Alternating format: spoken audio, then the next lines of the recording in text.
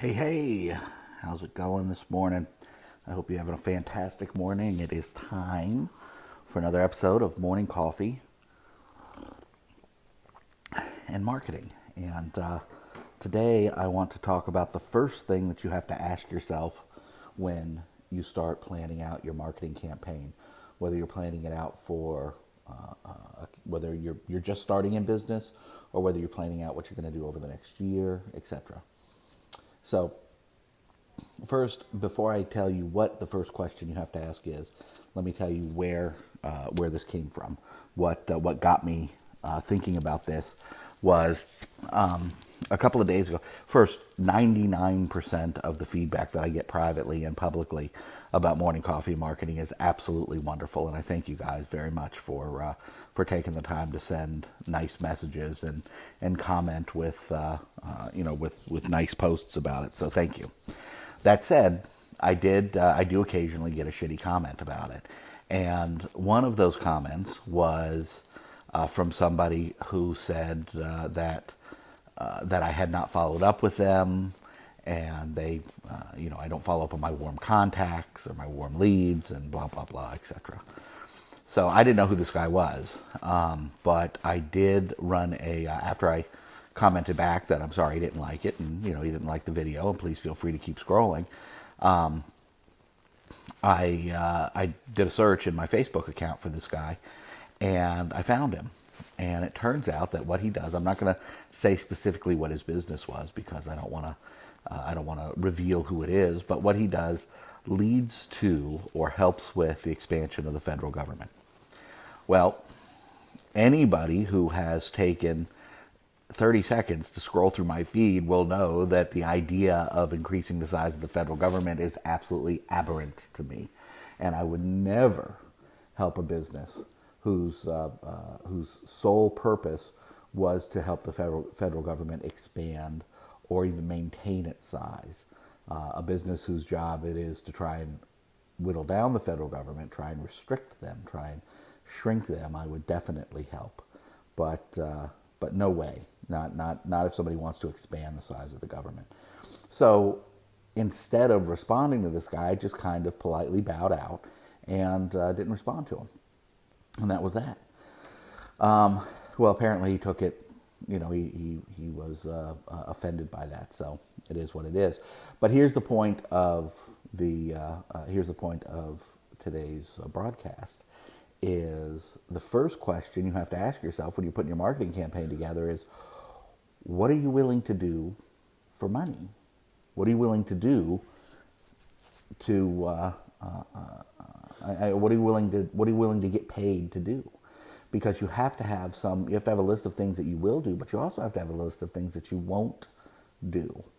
Now, as a copywriter, my list of things that I will do is probably a little broader than what some other copywriters and what some other people would think would be appropriate. So I'll just go down the list real quick, right? I will not work with anybody who is unethical or who does not deliver what they promise, right? So you can't be lying to people. I have no interest in working with you if you're lying to people. You can do things that I don't think are reasonable. That you can sell products that I would not use. I'll still work with you. A lot of copywriters won't if they won't use the product, they won't write for it. I don't think that that's the case. So, for example, I have a long history in the BizOp market, both as a customer and a writer. I bought my first Get Rich in Real Estate program when I was 19 years old. That's almost 30 years ago now. And, while it did deliver everything that it said it was going to deliver, it certainly didn't show me exactly how to get rich in real estate. And right now, when I look at marketing for BizOp products, I can see the holes. I mean, I can almost guess what is involved in the BizOp, what the weakness is in the BizOp by looking at the marketing for it. But that doesn't mean that I don't write BizOp stuff, because if I didn't buy that first Get Rich in Real Estate program, I would not have made would not have made the real estate transactions that I have made, And arguably, my life would have gone in a completely different direction. So I may not even be a direct response copywriter today, may not be a business owner, an entrepreneur. There's all kinds of things that may not have happened had I not bought that first Carleton Sheets program almost 30 years ago. And I mean, look at Ron LeGrand, right? He's now the guru's guru in the real estate business, and he went to a Get Rich in Real Estate seminar when he was however old he was, but he was working as a a manager of a mechanic shop, and went to a Get Rich in Real Estate program, and has become fabulously wealthy. Has had his ups and downs, but has made a lot of money. That would have never happened had somebody not convinced him to go to Get Rich in Real Estate.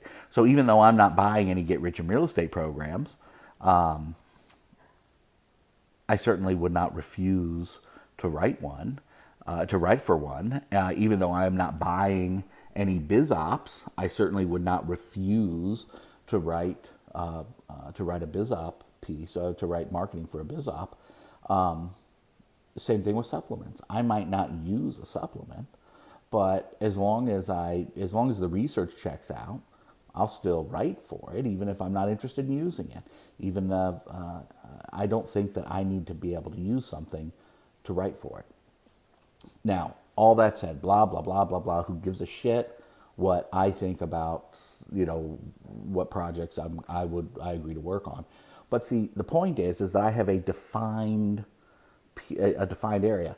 You can't be lying to people. You got to deliver what you promise, and as long as you're doing those things, I'm fine. Some copywriters say, if I wouldn't use it, I won't write for it. That's fine too. You, whether you're a copywriter, business owner, whatever, has got to decide what you will write for and what you won't write for. I won't write for anything that expands the size of government. I'm just simply not going to use my superpower to do that. But maybe you have no problem with that.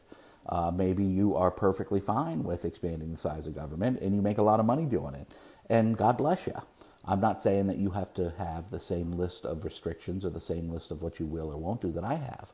But you do have to have a list of what you will and won't do. And before you start doing your marketing, and before you decide who you're going to sell to, and before you decide how you're going to move forward in your business, whether your business is a service business like mine, a consulting style service business like mine, or whether you have a large contracting company or a small contracting company or a niche contracting company, or whether you have some sort of manufacturing product, or you manufacture something, whatever your business is, you have got to decide what you will and will not do for money. And once you've made that decision, then you can start moving forward with the rest of your marketing program, because you will know who you can sell to, you will know who you can, you will know what you are willing to sell, and you will know what is going too far. So, anyway, hope that helps. That's morning coffee and marketing for today, and I will see you again in the morning. Until then, go make some money, man. Talk to you soon.